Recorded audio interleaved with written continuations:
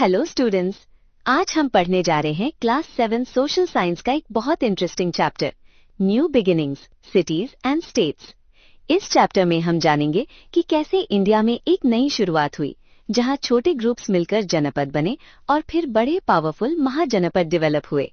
हम समझेंगे second urbanisation क्या होता है, कैसे नए शहर और राज्य बने और कैसे लोगों ने मिलकर गवर्नेंस सिस्टम्स डेवलप किए। ये चैप्टर हमें बताता है कि कैसे धीरे धीरे इंडिया एक ऑर्गेनाइज्ड सोसाइटी बनने लगा। चलिए शुरू करते हैं इस एक्साइटिंग जर्नी को और समझते हैं इंडिया के नए बिगिनिंग्स। अब हम इस चैप्टर को स्टार्ट करते हैं इस इम्पोर्टेंट कोट के मीनिंग से। कौटिल्य ने बताया है कि एक स्ट्रॉन्ग किंगडम कैसा होना चाहिए। सबसे पहले किंगडम को सेफ होना चाहिए। कैपिटल और बॉर्डर टाउन्स को स्ट्रॉन्ग फोर्ट से प्रोटेक्ट किया जाना चाहिए। लैंड इतनी केपेबल होनी चाहिए कि वो सिर्फ अपनी पॉपुलेशन ही नहीं बल्कि मुश्किल टाइम में आउटसाइडर्स को भी सपोर्ट कर सके। किंगडम सुंदर और रिसोर्सफुल होना चाहिए, जिसमें फर्टाइल लैंड, माइंस, फॉरेस्ट्स और कैटल हों। वाटर के लिए सिर्फ रेन पर डिपेंड नहीं होना चाहिए, और भी सोर्सेज होने चाहिए। अच्छी रोड्स और वाटरवेज होनी चाहिए ताकि ट्रांसपोर्ट और ट्रेड इजी हो। और सबसे इम्पोर्टेंट, इकोनॉमी स्ट्रांग होनी चाहिए, जहां डिफरेंट टाइप्स के गुड्स अवेलेबल हों। इसका मतलब है कि एक आइडियल किंगडम वो होता है जो सिक्योर, सेल्फ सफिशिएंट और वेल डेवलप्ड हो। डियर स्टूडेंट्स, अब हम देखते हैं इस चैप्टर के बिग क्वेश्चंस। पहला क्वेश्चन है, सेकंड अर्बनाइजेशन ऑफ इंडिया का क्या मतलब है। दूसरा, जनपदास और महाजनपदास इंडिया के अर्ली हिस्ट्री में इतने इंपॉर्टेंट क्यों थे। और तीसरा, उन्होंने किस तरह का गवर्नेंस सिस्टम डेवलप किया। ये क्वेश्चंस हमें पूरे चैप्टर को समझने में गाइड करेंगे। चलिए इन सब का answer step by step explore करते हैं। डियर स्टूडेंट्स, इमेजिन एक ऐसी सिविलाइजेशन जो अपने टाइम की सबसे एडवांस थी। Well planned cities, wide roads, drainage system, bustling markets. ये थी हड़प्पन सिविलाइजेशन, इंडिया की फर्स्ट अर्बनाइजेशन। लेकिन धीरे धीरे सब कुछ बदलने लगा। अर्ली सेकेंड मिलेनियम बीसीई के अराउंड सिटीज एक एक करके अबैंडन होने लगी। लोग शहरों से निकलकर गांवों की तरफ शिफ्ट होने लगे। जो कभी क्राउडेड स्ट्रीट्स और मार्केट से भरे रहते थे, वो शहर धीरे धीरे खामोश हो गए। स्पेशलाइज्ड काम, मेटल स्मिथ्स, पॉटर्स, वीवर्स सब कम होने लगा। और फिर एक एक करके सिस्टम्स भी खत्म होने लगे। Writing system, sanitation system, administration सब कुछ गायब होने लगा। सेंट्रल अथॉरिटी वीक हो गई, रूलर्स की पावर टूटने लगी। और फिर आया एक लंबा सन्नाटा। लगभग 1000 साल तक इंडिया में अर्बन लाइफ ऑलमोस्ट गायब हो गई। सिर्फ कुछ छोटे टाउन्स नॉर्थ इंडिया में बचे रहे। ये था एक एरा का एंड। लेकिन कहानी यहीं खत्म नहीं होती, क्योंकि इसी के बाद शुरू होती है इंडिया की सेकेंड अर्बनाइजेशन की कहानी। जब फर्स्ट अर्बनाइजेशन खत्म हुई तो इंडिया की जमीन पर एक लंबा सन्नाटा छा गया। लेकिन हिस्ट्री कभी रुकती नहीं। फर्स्ट मिलेनियम बीसीई के दौरान एक नई कहानी शुरू होती है, गंगा प्लेन से। धीरे धीरे एक नई अर्बन लाइफ उभरने लगती है। छोटी बस्तियां शहरों में बदलने लगती हैं। और फिर ये बदलाव सिर्फ एक जगह तक सीमित नहीं रहता, ये फैलता है इंडस रीजन तक और पूरे सब कॉन्टिनेंट में। लेकिन सवाल ये है, हमें कैसे पता चलता है कि ये सब हुआ। जमीन के नीचे छुपे राज आर्कियोलॉजिकल एक्सकवेशंस के थ्रू सामने आते हैं। पुराने शहरों के रिमेन्स हमें बताते हैं कि एक नई अर्बन दुनिया वापस आ रही थी। और सिर्फ जमीन ही नहीं, पुरानी ग्रंथ भी इस कहानी को सुनाते हैं। लेट वैदिक texts, Buddhist literature, Jain writings, सब में एक ही बात बार बार लिखी मिलती है, नए शहरों का जन्म। इसी फेज को हम कहते हैं इंडिया की सेकेंड अर्बनाइजेशन। एक ऐसा फेज जहां नई सिटीज, नई सेटलमेंट्स उभर कर आए। और सबसे इंटरेस्टिंग बात, ये जर्नी यहीं रुकती नहीं। ये अर्बन लाइफ आज तक जारी है। तो ये सिर्फ एक रिवाइवल नहीं था, ये था एक न्यू बिगिनिंग। सोचो, एक ऐसा समय जब इंडिया छोटे छोटे ग्रुप्स में डिवाइडेड था, अलग अलग लोग, अलग अलग जगहों पर। लेकिन धीरे धीरे कुछ बदलने लगा। सेकेंड मिलेनियम बीसीई के एंड तक नॉर्थ इंडिया में रीजनल कल्चर्स दोबारा ऑर्गेनाइज होने लगे। लोगों ने क्लैन्स और ग्रुप्स बनाना शुरू किया। उनकी लैंग्वेज सेम थी, कस्टम सेम थे। और फिर हर ग्रुप एक टेरिटरी से जुड़ गया। यहीं से शुरू होती है जनपदास की कहानी। हर जनपदा का एक राजा होता था जो उस टेरिटरी को रूल करता था। और जैसे जैसे टाइम आगे बढ़ा, ट्रेड नेटवर्क्स एक्सपैंड होने लगे, रीजन्स कनेक्ट होने लगे, लोग, सामान और आइडियाज एक जगह से दूसरी जगह ट्रैवल करने लगे। फिर आया एक बड़ा टर्निंग पॉइंट। 8-7 सेंचुरीज बीसीई के अराउंड छोटी स्टेट्स एक साथ जुड़ने लगे और जन्म हुआ महाजनापदास का, बड़े पावरफुल स्टेट्स। कुल मिलाकर लगभग 16 महाजनापदास बने, गांधारा से लेकर अंगा तक और अश्मका तक। लेकिन सब स्टेट्स मर्ज नहीं हुए। कुछ छोटे जनपद्स अपनी पहचान के साथ इंडिपेंडेंटली एग्जिस्ट करते रहे। ये था एक नया पॉलिटिकल लैंडस्केप जहां से इंडिया की हिस्ट्री ने एक पावरफुल डायरेक्शन ली। अब इमेजिन करो एक ऐसा रीजन जहां एक के बाद एक पावरफुल स्टेट्स उभर रहे हैं, और अगर ध्यान से देखो तो इनमें से बहुत सारे स्टेट्स एक ही जगह के आसपास हैं, गंगा प्लेन्स। लेकिन क्यों? क्या बात थी इस रीजन में जो इतना पावरफुल बन गया? सबसे पहला रीजन, फर्टाइल लैंड। यहाँ की मिट्टी इतनी उपजाऊ थी कि लार्ज स्केल एग्रीकल्चर पॉसिबल हो गया, और जब फूड सरप्लस बढ़ता है तो शहर ग्रो करते हैं। दूसरा रीजन, आयरन। माउंटेन्स और हिल्स में आयरन ओर अवेलेबल था, और आयरन टूल्स ने फार्मिंग और वॉरफेयर दोनों को पावरफुल बना दिया। और तीसरा, ट्रेड नेटवर्क्स। रिवर्स और लैंड रूट्स ने रीजन्स को कनेक्ट किया, लोग, सामान और आइडियाज फ्रीली ट्रैवल करने लगे। अब जरा सोचो, ऐसे पावरफुल स्टेट्स का स्ट्रक्चर कैसा होगा? इनके सिटीज सिंपल नहीं थे, ये थे वेल फोर्टिफाइड सिटीज, बड़े बड़े वॉल्स, स्ट्रॉन्ग गेट्स, और उनके बाहर एक गहरी मोट पानी से भरी हुई, एक्स्ट्रा प्रोटेक्शन के लिए। गेटवेज इतने नैरो होते थे ताकि गार्ड्स हर मूवमेंट को कंट्रोल कर सकें। कौन आ रहा है, कौन जा रहा है, सब पर नजर रखी जाती थी। और सबसे फैसिनेटिंग बात, इनमें से कई एंशिएंट कैपिटल्स आज भी जिंदा हैं, मॉडर्न सिटीज जो लगभग 2500 साल पुरानी कहानियां अपने अंदर संभाले हुए हैं। ये सिर्फ शहर नहीं थे, ये थे पावर, प्लानिंग और प्रोग्रेस के सेंटर्स। आज हम एक बहुत इंटरेस्टिंग सवाल पूछते हैं, क्या डेमोक्रेसी सिर्फ मॉडर्न वर्ल्ड का कॉन्सेप्ट है, या फिर इसकी झलकियां हमें प्राचीन भारत में भी मिलती हैं? सोचो, एक जनापदा जहां लोग एक जगह इकट्ठा होते हैं, बड़े बुजुर्ग, एल्डर्स बैठकर इंपॉर्टेंट फैसले डिस्कस करते हैं। इन असेंबलीज को कहा जाता था सभा और समिति।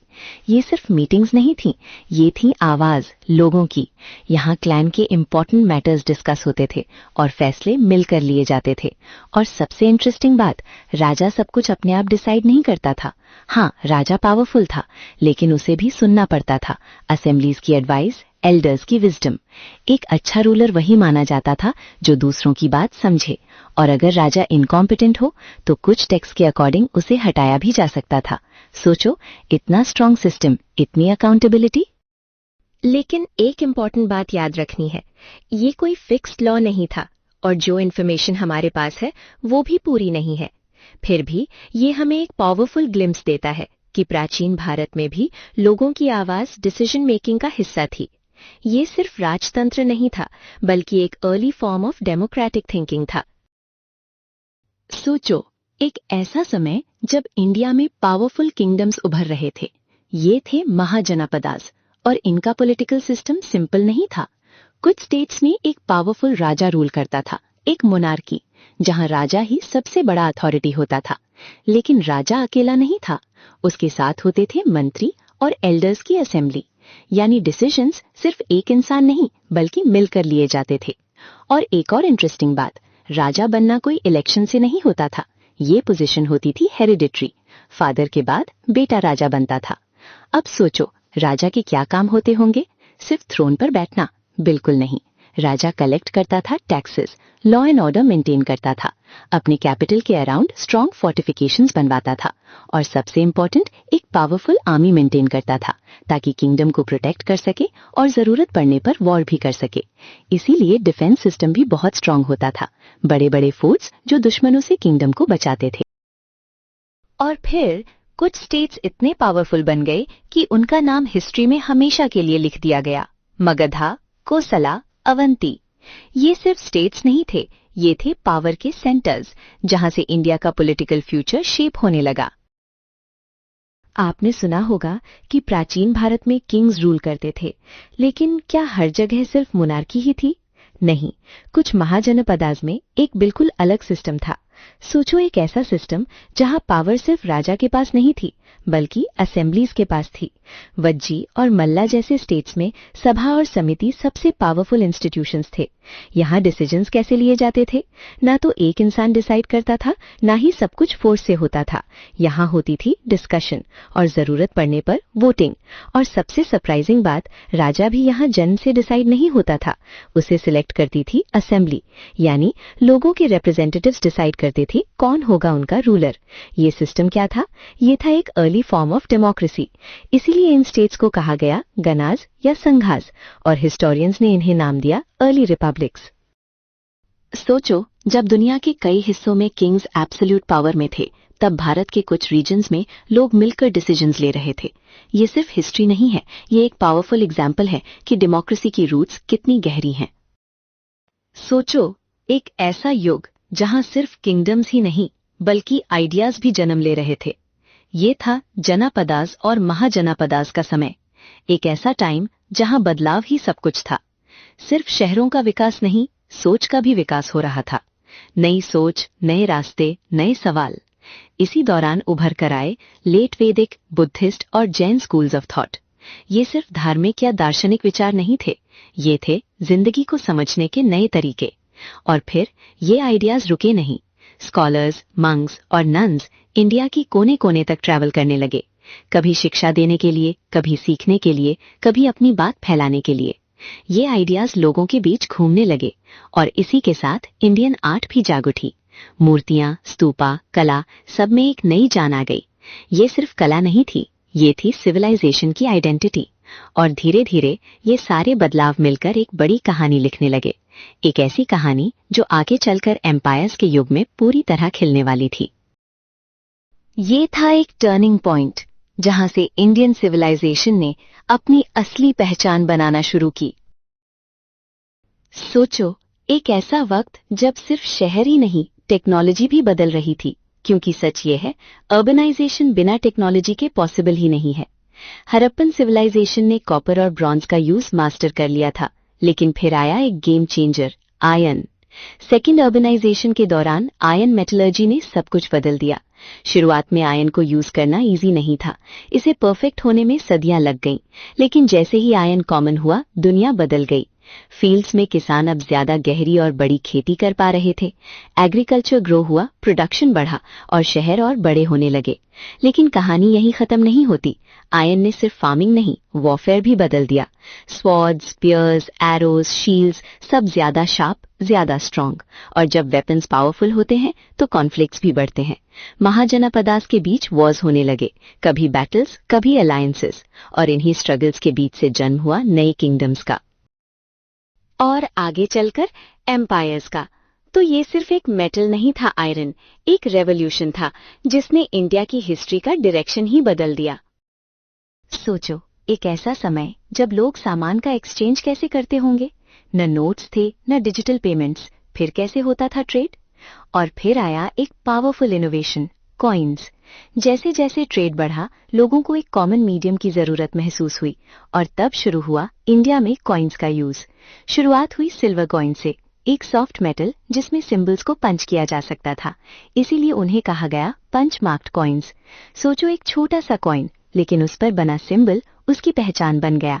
और धीरे धीरे कॉपर, गोल्ड और दूसरे मेटल्स के कॉइन्स भी बनने लगे। हर महाजनपदा अपनी कॉइन्स इशू करता था, लेकिन सिर्फ अपने ही नहीं, दूसरे रीजन्स के कॉइन्स भी यूज होते थे। यानी ट्रेड सिर्फ लोकल नहीं रहा, ये एक्सपैंड हो गया डिफरेंट रीजन्स तक और इवन वर्ल्ड के दूसरे पार्ट्स तक। ये सिर्फ कॉइन्स नहीं थे, ये थे कनेक्शन का सिंबल, एक रीजन को दूसरे से जोड़ने का जरिया। और इसी के साथ इंडिया की इकोनॉमी और स्ट्रांग होने लगी। तो ये छोटा सा इन्वेंशन एक बड़ा रेवोल्यूशन था, जिसने ट्रेड, एक्सचेंज और सिविलाइजेशन को ही बदल दिया। जैसे जैसे सिविलाइजेशन ग्रो होती है, वैसे वैसे सोसाइटी भी सिंपल नहीं रहती। सोचो, जब लोगों की नीड्स बढ़ने लगती हैं, तो क्या सब लोग एक ही काम कर सकते हैं? नहीं, सोसाइटी धीरे धीरे डिवाइड होने लगती है डिफरेंट ग्रुप्स में। कुछ लोग गवर्नेंस संभालते हैं, कुछ एजुकेशन, कुछ रिलीजन और कुछ फार्मिंग, क्राफ्ट्स और ट्रेड। ये डिवीजन रैंडम नहीं होता, ये होता है जरूरत के हिसाब से। इसी तरह प्राचीन भारत में डेवलप हुआ वर्ण जाति सिस्टम, एक ऐसा सिस्टम जहां हर ग्रुप का एक रोल था। कोई शहर प्लान करता था, कोई शिक्षा देता था, कोई कला और कौशल को आगे बढ़ाता था। और जब ये सब मिलकर काम करते हैं तब एक स्ट्रांग सोसाइटी बनती है। लेकिन यहाँ एक इम्पॉर्टेंट सवाल उठता है, क्या ये सिस्टम हमेशा फेयर था या फिर इसने इनइक्वालिटीज भी क्रिएट की? ये वो सवाल है जो हमें सोचने पर मजबूर करता है, क्योंकि हर सिस्टम सिर्फ स्ट्रक्चर नहीं देता बल्कि सोसाइटी को शेप भी करता है। सोचो, एक ऐसी सोसाइटी जहां हर इंसान एक दूसरे के साथ मिलकर काम करे, जहां हो कोऑपरेशन, हार्मनी, इक्वालिटी। ये है एक आइडियल सोसाइटी। लेकिन क्या रियलिटी भी ऐसी होती है? सच थोड़ा अलग है। जैसे जैसे सोसाइटी कॉम्प्लेक्स होती गई, लोग अलग अलग ग्रुप्स में डिवाइड होने लगे और धीरे धीरे ये डिविजन्स इनइक्वालिटीज में बदलने लगे। कुछ लोगों के पास ज्यादा वेल्थ, ज्यादा पावर, ज्यादा इन्फ्लुएंस और कुछ पीछे रह गए। इक्वालिटी एक सपना बनकर रह गया। इसी दौरान भारत में डेवलप हुआ एक टू फोल्ड सिस्टम। सबसे पहले जाति, यानी लोगों के ग्रुप्स जिन्हें उनके काम से पहचाना जाता था। कोई फार्मर, कोई लोहार, कोई व्यापारी, कोई कलाकार। और फिर आई सब जातीज, छोटे छोटे ग्रुप्स जिनमें अपनी अलग पहचान थी। और एक और इम्पॉर्टेंट बात, स्किल्स सिर्फ सीखे नहीं जाते थे, वो जनरेशन से जनरेशन पास होते थे। जो काम एक पिता करता था, अक्सर वही काम बेटा भी करता था। और सिर्फ काम ही नहीं, कस्टम्स, ट्रेडिशंस, शादी के रूल्स, रिचुअल्स, सब कुछ एक जनरेशन से दूसरी तक चलता रहता था। ये सिस्टम सोसाइटी को ऑर्गेनाइज करता था, लेकिन साथ ही इनइक्वालिटीज भी क्रिएट करता था। तो ये कहानी सिर्फ स्ट्रक्चर की नहीं है, ये कहानी है बैलेंस की, आइडियल और रियलिटी के बीच के फर्क की। और ये हमें सिखाती है कि हर सिस्टम सिर्फ सोसाइटी को बनाता ही नहीं, उसे शेप भी करता है। सोचो, एक ऐसी सोसाइटी जहां हर इंसान का एक स्पेसिफिक रोल हो। कोई ज्ञान देता हो, कोई सुरक्षा करता हो, कोई व्यापार संभालता हो और कोई अपनी कला और कौशल से सोसाइटी को चलाता हो। ये सिस्टम था वर्ण सिस्टम और इसमें थे 4 वर्ण। सबसे पहले ब्राह्मणास, ज्ञान के रक्षक जो शिक्षा देते थे और धार्मिक क्रियाओं को संभालते थे। फिर आए क्षत्रियास, योद्धा जो समाज की रक्षा करते थे और जरूरत पड़ने पर युद्ध भी करते थे। तीसरे थे वैश्यास जो व्यापार, कृषि और धन की वृद्धि के जिम्मेदार थे। और फिर शूद्रास जो अपने कौशल और मेहनत से पूरी सोसाइटी को सपोर्ट करते थे। सुनने में ये सिस्टम परफेक्ट लगता है, हर वर्ण का एक रोल, एक ड्यूटी, एक पर्पस। लेकिन रियलिटी कुछ और थी। जैसे जैसे समय बदला, ये डिविजन्स इनइक्वालिटीज में बदलने लगे। और एक और इंटरेस्टिंग बात, आपने कास्ट शब्द सुना होगा। ये असल में पोर्चुगीज वर्ड कास्टा से आया है, जब यूरोपियन ट्रैवलर्स ने इंडिया को समझने की कोशिश की। कुछ लोग इसे वर्ण से जोड़ते हैं, कुछ जाति से और कुछ पूरे वर्ण जाति सिस्टम से। तो ये सिर्फ एक सिस्टम नहीं था, ये था सोसाइटी को ऑर्गेनाइज करने का एक तरीका। लेकिन साथ ही ये सोसाइटी को डीपली अफेक्ट भी करता था। एक तरफ हार्मनी का आइडियल और दूसरी तरफ इनइक्वालिटी की रियलिटी। और इसी कॉन्ट्रास्ट में छुपी है हिस्ट्री की सबसे इंपॉर्टेंट लर्निंग। हिस्ट्री सिर्फ कहानी नहीं होती, ये एक जर्नी होती है और इस जर्नी में सिस्टम्स भी चेंज होते हैं। आज हम बात कर रहे हैं वर्ना जाति सिस्टम के बदलाव की। शुरुआत में ये सिस्टम इतना रिजिड नहीं था, लोग अपने काम बदल सकते थे सिचुएशंस के हिसाब से। सोचो, एक लंबी सूखा पड़ जाए तो फार्मर्स शहरों की तरफ माइग्रेट करते और नए काम सीखते। कुछ ब्राह्मण्स भी व्यापार या युद्ध में शामिल हो जाते थे। ये दिखाता है कि सोसाइटी फ्लेक्सिबल थी, डायनामिक थी और इसी सिस्टम ने सोसाइटी को ऑर्गेनाइज भी किया, इकोनॉमिक एक्टिविटीज को स्ट्रक्चर दिया और एक तरह की स्टेबिलिटी भी दी। लेकिन हर सिस्टम की तरह इसमें भी एक टर्निंग पॉइंट आया। धीरे धीरे ये फ्लेक्सिबिलिटी रिजिडिटी में बदलने लगी और फिर शुरू हुई इनइक्वालिटीज। कुछ लोग पावरफुल होते गए और कुछ लोगों के पास ना रिसोर्सेज थे ना अपॉर्चुनिटीज। और फिर आई डिस्क्रिमिनेशन, कुछ जातिज को राइट से दूर कर दिया गया, उन्हें सोसाइटी के बाहर कर दिया गया। एक सिस्टम जो कभी ऑर्गेनाइजेशन का टूल था, वही बन गया एक्सक्लूजन का रीजन। ये कहानी सिर्फ पास्ट की नहीं है, ये एक वार्निंग है कि जब भी कोई सिस्टम इंसानियत से ऊपर हो जाता है तो वो डिवाइड करता है, कनेक्ट नहीं। और इसीलिए हिस्ट्री को समझना जरूरी है ताकि फ्यूचर को बेटर बनाया जा सके। हर सिस्टम एक कहानी छोड़कर जाता है, और वर्ना जाति सिस्टम सिर्फ एक सिस्टम नहीं था, ये था एक डीप इम्पैक्ट वाली कहानी। सदियों तक स्कॉलर्स ने इसे समझा, एनालाइज किया, क्योंकि इसने इंडियन सोसाइटी को डीपली शेप किया। लेकिन एक इंटरेस्टिंग बात, ये सिस्टम हमेशा ऐसा नहीं था। शुरुआत में ये ज्यादा फ्लेक्सिबल था, लोग बदल सकते थे, अडेप्ट कर सकते थे।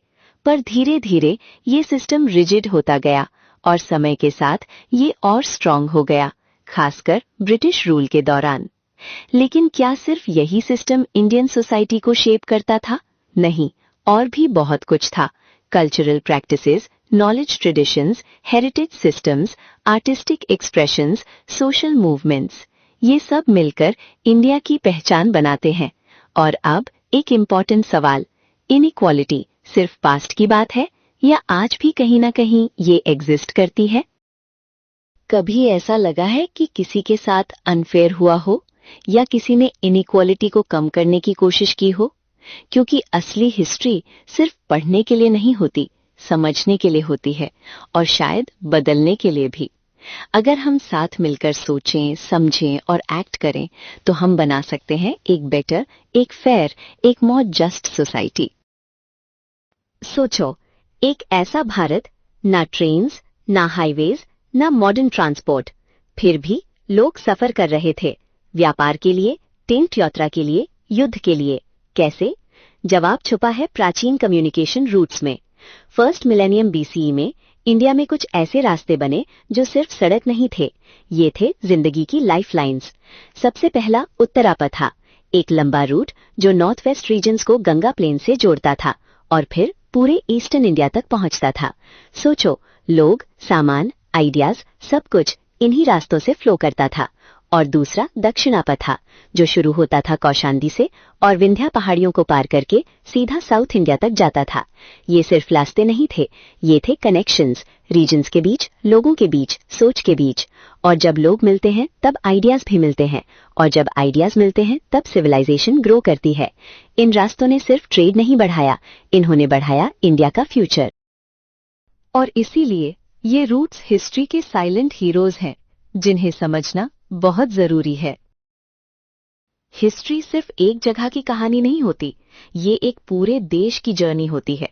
और जब हम देखते हैं भारत को, तो हमें एक चीज क्लियरली दिखती है, कनेक्शंस। बहुत सारे रास्ते जो अलग अलग रीजन्स को जोड़ रहे थे, वेस्ट से ईस्ट, नॉर्थ से साउथ। पोर्ट्स, सिटीज, मार्केट्स, सब एक दूसरे से कनेक्टेड थे।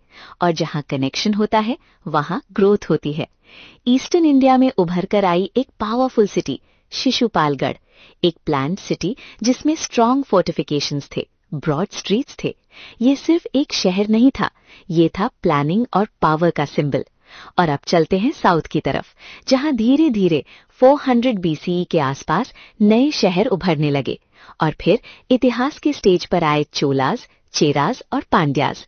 ये किंगडम सिर्फ शासक नहीं थे, ये थे साउथ इंडिया के बिल्डर्स। और अगर हम टाइमलाइन को देखें तो एक क्लियर पिक्चर मिलती है, हड़प्पन सिविलाइजेशन से लेकर जनपदास, महाजनपदास और फिर नए किंगडम्स।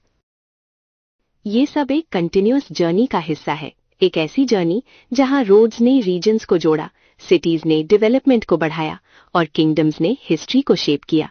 तो याद रखिए, हिस्ट्री कभी रुकती नहीं, वो बदलती रहती है, ग्रो करती रहती है, और हर नया डेवलपमेंट एक नए भारत की कहानी लिखता है।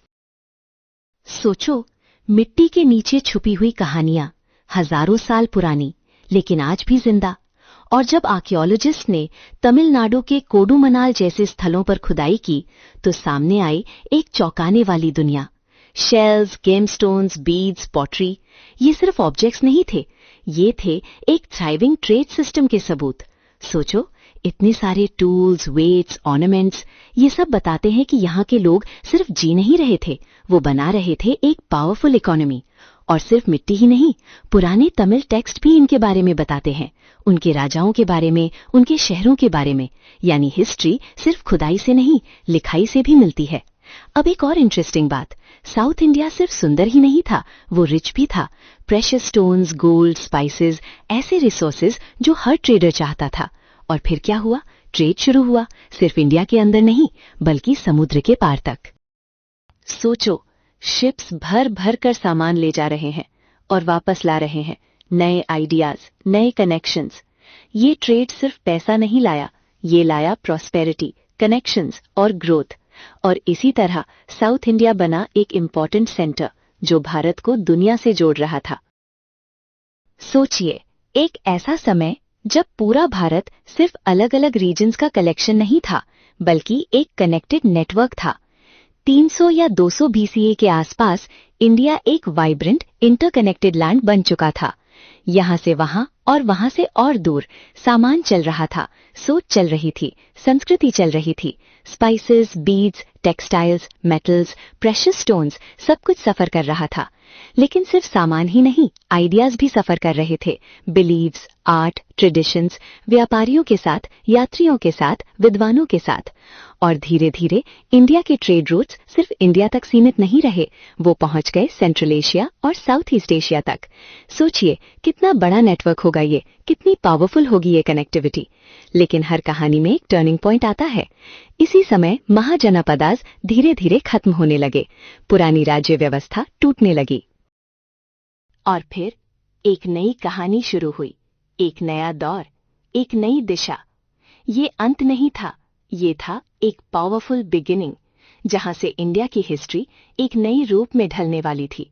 तो याद रखिए, कभी कभी सब कुछ खत्म होता हुआ नहीं होता, कभी कभी वही मोमेंट एक नई दुनिया की शुरुआत होती है।